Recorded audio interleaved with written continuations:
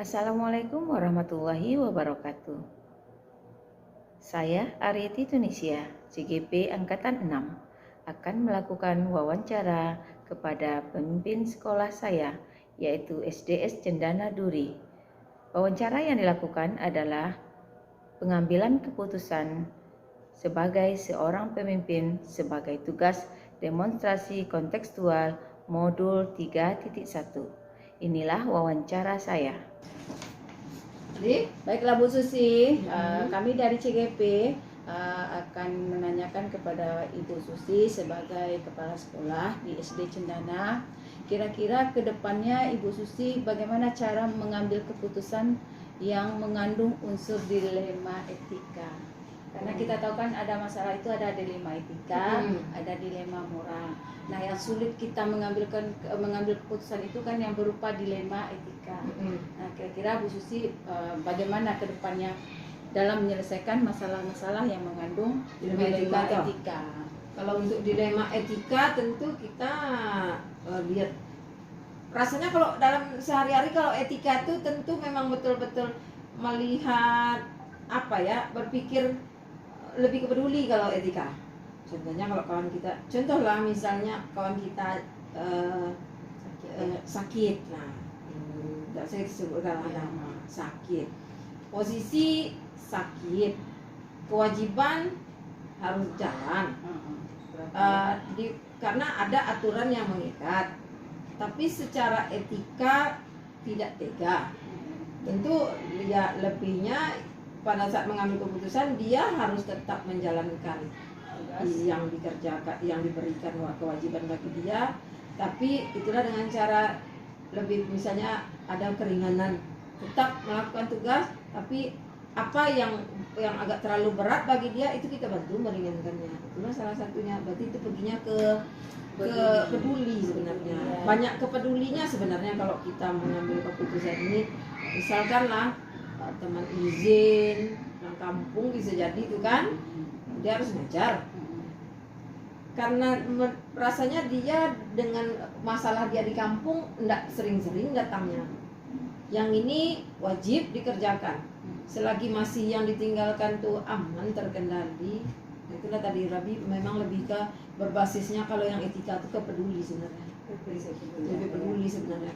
Kalau ada lah permasalahan yang lebih ke etika yang kayak tadi tuh, ini wajib itu wajib, tapi lebih ke peduli di mana rasa peduli kita aja yang kita kemukakan lagi dengan dia melihat apa. Ya, berarti berpikir berbasis rasa peduli, care based thinking ini lah. Ya, berarti menonjolnya ke prinsip kepedulian ya. Prinsip kepedulian itu tapi tergantung dari case. Iya. Tergantung dari bobot masalahnya ya. Iya. Oke, Bu Susi. Jadi untuk untuk kedepannya lebih berarti Bu Susi lebih ini menonjolkan kepeduliannya ya.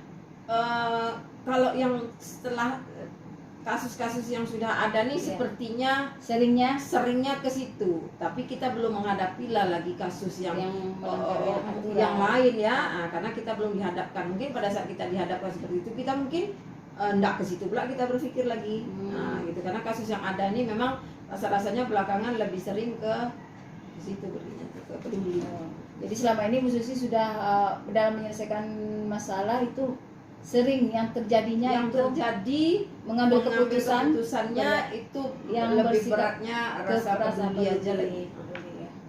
Oke, jadi selama keputusan itu yang mempunyai masalah itu merasa aman atau bagaimana Bu Susi? Nah, kalau memandang dari sisi kita harusnya posisi aman gitu kan, karena yang di orang yang bersangkutan harusnya melihat bahwa kita itu ada rasa peduli dengan orang tersebut ya.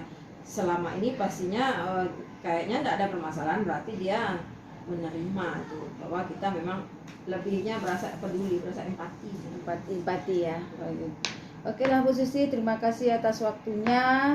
Semoga ini juga dapat menambah wawasan saya sebagai guru yang juga sebagai calon pemimpin di kelas yang udah jelas ya Bu Susi ya. Ya, mudah-mudahan kedepannya kita mengambil keputusan itu tidak merugikan orang, apalagi merugikan murid. Oke, terima kasih ya Bu Susi. Assalamualaikum Pak Mul. Waalaikumsalam warahmatullahi wabarakatuh. Baiklah Pak Mul, maaf mengganggu waktunya sebentar. Silakan. Saya sebagai CGP ini mendapat tugas Pak Mul untuk mempelajari lebih lanjut bagaimana cara mengambil keputusan sebagai seorang pemimpin yang berlandaskan pada nilai-nilai kebajikan. Pak Mul adalah sebagai wakil kesiswaan di SD Cendana, mungkin selama ini pasti ada menyelesaikan masalah-masalah, baik masalah itu berupa dilema etika maupun dilema moral. Nah, baiklah Pak Mul, saya akan menanyakan kepada Pak Mul, kira-kira selama ini Pak Mul dalam menyelesaikan masalah, kira-kira Pak Mul mengambil prinsip yang mana?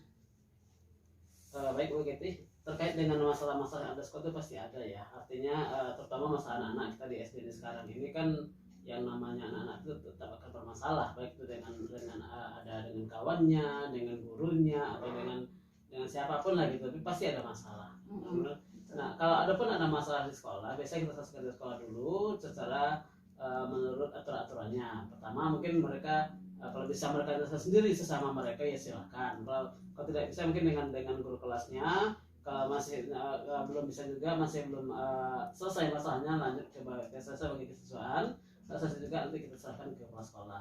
Nah, prinsip yang kita pakai biasanya kita akan lebih pertama tetap mengedepankan peraturan, artinya melihat sisinya bagaimana masalahnya itu. Seandainya masalah itu terkait dengan suatu pembelajaran, itu kita akan tegak pembelajaran. Nah, di samping itu kita juga akan memperhatikan nilai rasa. Artinya walaupun secara aturan anak itu mungkin kurang tepat, tapi secara rasa tidak benar.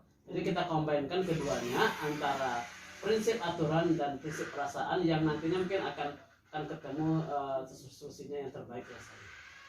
Oke, baik Pak Mul. Jadi Pak Mul lebih ini ya, lebih dikombinkan ya. Ya. Mungkin peraturan dengan rasa peduli, atau bisa saja nantinya mungkin ada juga combine dari hasil akhir dengan peraturan mungkin ya Pak Mul. Ya, intinya kita nggak bisa terfokus pada satu prinsip karena kadang kita melihat masalah dari berbagai sisi gitu ya. Kalau kita tegakkan di satu sisi aja, itu bisa jadi nanti akibatnya kurang bagus.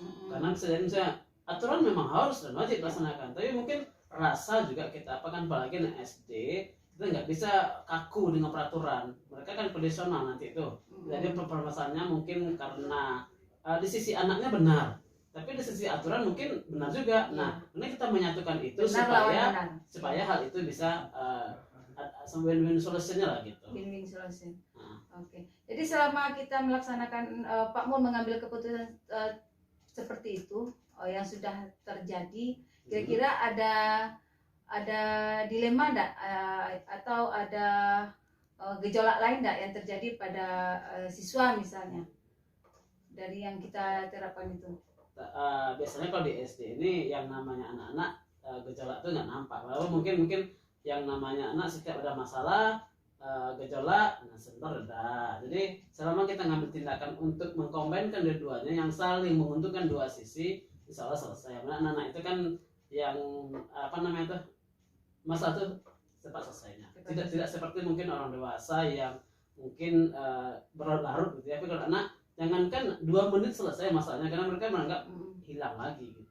Ya, berarti kayaknya sepertinya lebih efektif dengan mengkombinkan karena mungkin ada sisi baiknya, ada satu prinsip, sisi orang juga ada sisi baiknya. Jadi kita kombinkan keduanya, kita nggak bisa kaku. Walaupun nanti hasilnya mungkin kalau di satu kita pakai mungkin akan lebih, tapi kita harus mengkombinkan supaya lebih lagi gitu. Ya, supaya kita tetap memihak kepada anak ya Pak Mul. Iya, tetap. Ya, keputusan Contoh tadi kasus anak itu, mereka ada yang diganggu temannya, kita bicara dulunya, coba cerita kamu seperti apa. Ini si asal duluan. Nah, keduanya nggak ada yang salah ya, dan kedua juga nggak ada yang benar. Nah, kembalikan ke mereka masing-masing. Nah, akhirnya mereka mau saling bermaafan. Jadi tidak kita yang munculnya gitu. Ya, itu namanya restitusi itu Pak Mul. Iya, restitusi yang menyelesaikan masalah restitusi. Oke, jadi lebih efektif kita menggunakan prinsip kombinasi dari apa ya.